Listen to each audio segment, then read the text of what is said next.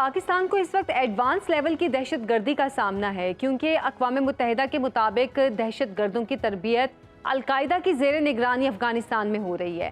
اس بار یہ چیلنج پاکستان کے لیے کتنا سخت ثابت ہو سکتا ہے؟ ابھی جو چیلنج ہے وہ شاید پہلے سے زیادہ ہے اور اس کی کچھ وجوہات ہیں۔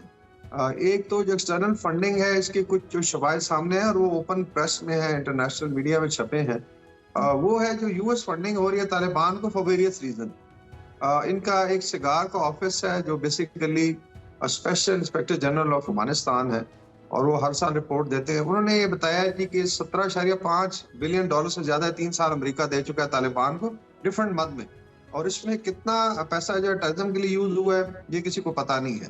اس طریقے سے سارا ایڈمز ہے، ان کی رپورٹ آئی ہے، ایک سی آئی اے کی آپ کہہ لیں سینئر آفیسر تھی، ان کا ایک انٹرویو۔ اسی طرح احمد مسعود جو احمد شاہ مسعود کے بیٹے ہیں، ان کا بھی انٹرویو۔ انہوں نے بھی ان چیزوں پہ سوال اٹھایا ہے کہ ایک طرف آپ نے سینکشن لگائی ہوئی ہے طالبان کو، ایک طرف اتنا زیادہ پیسہ دے رہے ہیں، اس میں ایڈ کر دیں 7 ارب ڈالر کا جو اسلحہ وہ چھوڑ گئے، اسپیشلی اسمال آرمز، تو اس کا مطلب افغانستان کا تو ایز اے اسٹیٹ جو ہے نا وہ اگلے 20 سال کے لیے تیار ہے شاید دہشت گردی کے لیے۔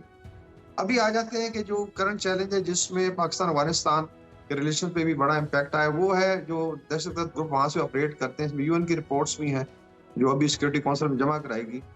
اس میں ٹی ٹی پی مینلی ہے اور پھر کچھ سب نیشنل گروپ ہیں جو بلوچستان میں آپریٹ کرتے ہیں، اسپیشلی بی ایل اے وغیرہ۔ ان کے پروفس جو ہے بڑی دفعہ شیئر ہو چکے ہیں، اس سینچری میں آپ چھپا نہیں سکتے۔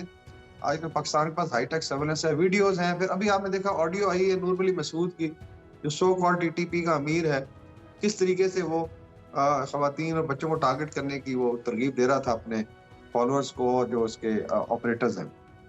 سو دس از اے کائنڈ آف چیلنج۔ اس میں آئی تھنک دوسرا جو بڑا فیکٹر ہے ایکسٹرنل کے علاوہ انٹرنل ہے کہ پاکستان میں جو اس کا بائی پارٹیزن کنسنسس ہونا چاہیے، اتفاق رائے، وہ آل 2 سال سے ہمارے ساتھ ہو رہا ہے، لیکن جیسے اس میں استحکام کا اناؤنسمنٹ ہوئی تو اس میں کچھ پارٹیوں نے اس کو پولیٹیسائز کیا فور نو ریزن، اور ناٹ ریئلائزنگ کہ یہ خطرہ جو آپ کے سر پہ کھڑا ہے۔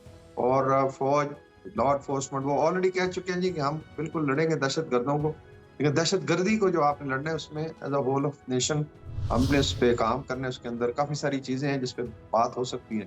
تو مینلی میرے خیال میں چیلنج اس لحاظ سے ہے، لیکن اس چیلنج کو انٹرنلی ہم لڑ سکتے ہیں اگر آپ یونائٹڈ ہو، اس کی اونرشپ ہو اور ہمارا فوکس ٹھیک ہو، تو کوئی ایسی وجہ نہیں ہے کہ ہم اس کو ڈیفیٹ نہیں کر سکتے۔ اچھا بریگیڈیئر صاحب، عالمی سطح پر تھریٹس ہیں کہ افغانستان داعش، خراسان اور ٹی ٹی پی سمیت متعدد دہشت گرد گروہوں کے لیے سیف ہیون بنتا جا رہا ہے۔ کیا وجہ ہے کہ طالبان حکومت اس سب کچھ کو روکنے میں ناکام ہے؟ کیا ان کی کوئی مجبوری ہے یا کوئی منصوبہ بندی ہے یہ ابھی تو میں مجبوری نہیں سمجھتا۔ پہلے یہ کہا جاتا تھا کہ کچھ فرنج ایلیمنٹس ہیں اور ریٹ آف دا اسٹیٹ قائمی بھی ماشاءاللہ 2.5 سال سے زیادہ ہونے کو ہے۔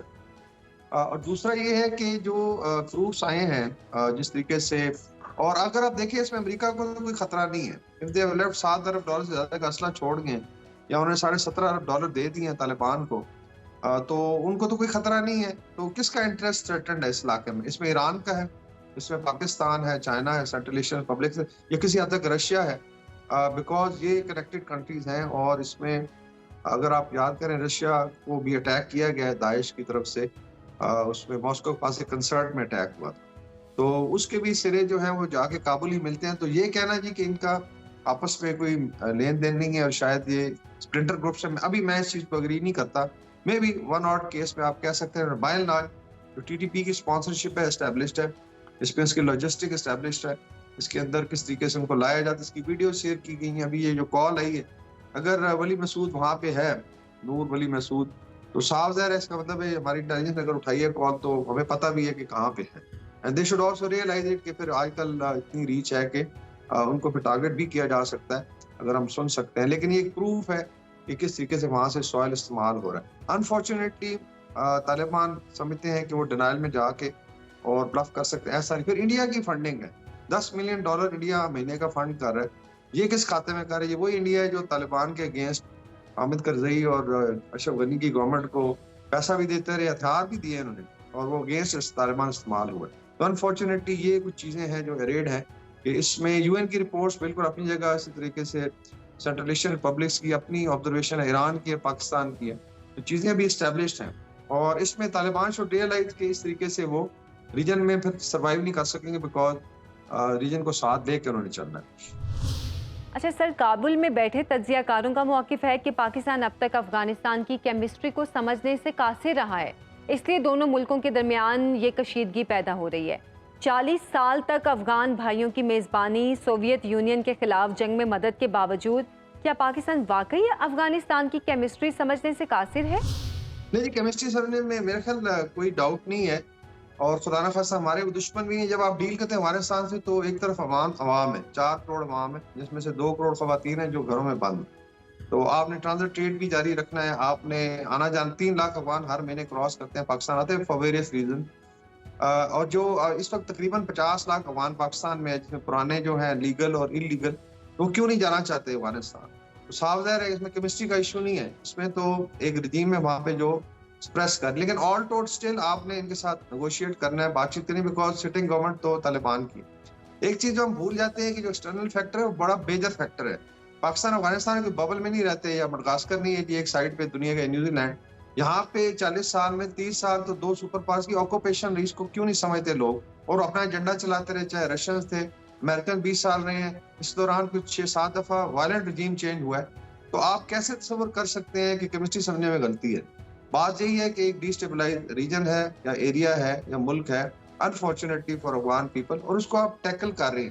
تو اسی لیے نہ تو کنسسٹنٹ پالیسی جو ہے ایک چل سکتی کہ 40 سال ایک ہی پالیسی ہوتی، بیکاز ڈائنامکس اندر چینج ہوئی ہے، اور نہ ہی اس کو اس طریقے سے آپ لیٹس سے آپ چھوڑ سکتے ہیں۔ آپ نے انگیج رہنا ہے، ہمارے ان کے ساتھ ریلیشن شپ ہے۔